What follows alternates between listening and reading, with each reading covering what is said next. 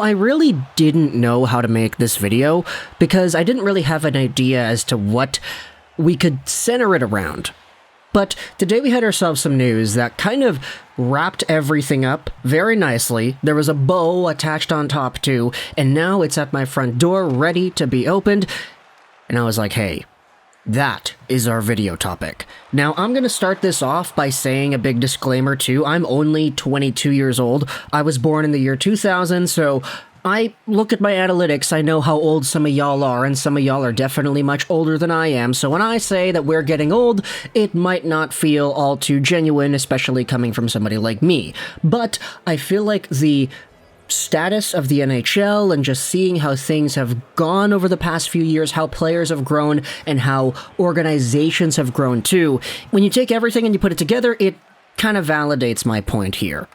So ultimately, what we're talking about in this video is the end of an era. How the NHL is moving past some of the stars that we had really thought as young stars and moving towards a generation where some of these guys that are entering the league are literally like generations removed from some of the guys that we're going to be talking about here today.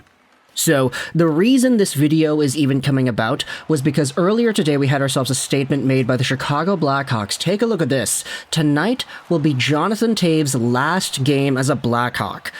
Kyle Davidson had the statement. He said this: "I've had a number of conversations with Jonathan throughout the season about his future with the Hawks, and recently we had the difficult conversation that we won't be re-signing him this offseason.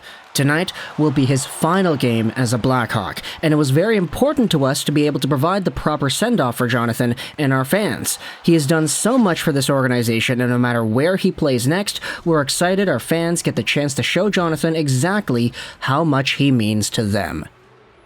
Now, that statement is weird. Like, I don't know if I've ever seen a statement where a GM goes out there and says, yeah, we're not re-signing our captain, so this is going to be his last game. Sorry.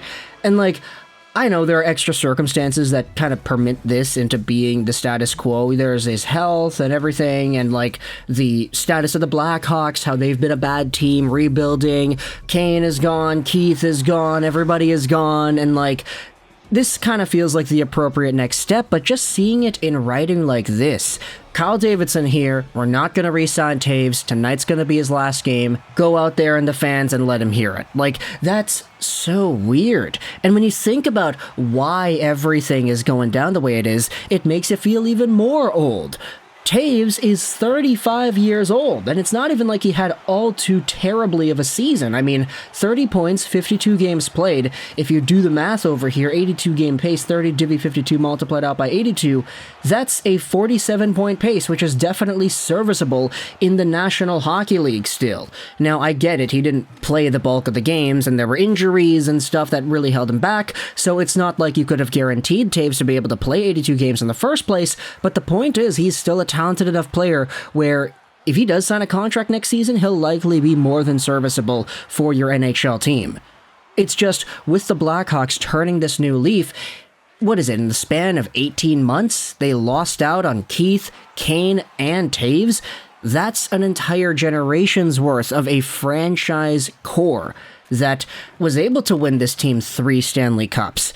Patrick Kane was entering the league in 2007, and now 3 cups later, and what is it, 16 years later, him, Toews, Keith, Seabrook's gone too, but like, they're all gone. What's even more crazy is that we had ourselves the other stat published yesterday that both the Pittsburgh Penguins and Washington Capitals will be out of the playoffs. They both missed it, which is kind of weird because EA Sports, in their simulation at the beginning of the season, said that Pittsburgh would win the cup, but either way, this is the first time since 2006 the NHL is not going to have playoff runs with Crosby and Ovechkin together.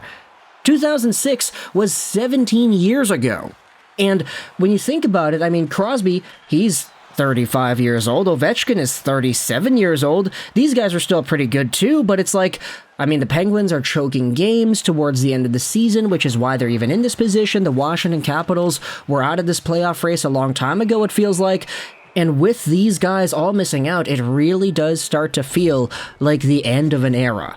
Sidney Crosby had, 91 points in 81 games played this season. He was still phenomenal, and he said himself that he would trade away playing 82 games with Malkin for the first time for getting a playoff spot or whatever it is. Just a crazy good quote. Crosby's a leader. We all know that he's got those qualities, and he's been really molded into that ever since he made his debut after the 05 draft. Sid the Kid is all grown up now, and now he's in the second half of his career pretty much. I remember a few years ago, I was in high school pretty much, 2016, 2017, whatever it was, where Crosby had some quotes talking about how he wants to play till he's 35 and then he'll reevaluate, something like that.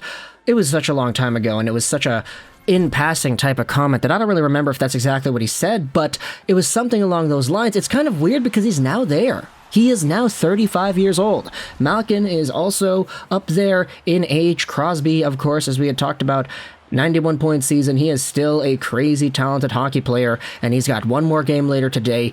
When it comes to Alex Ovechkin, though, that guy's 37, and he had a 40-goal year as well. 74 points, 72 games played, one more game left, of course, and he is still in that race for Wayne Gretzky and his goal record.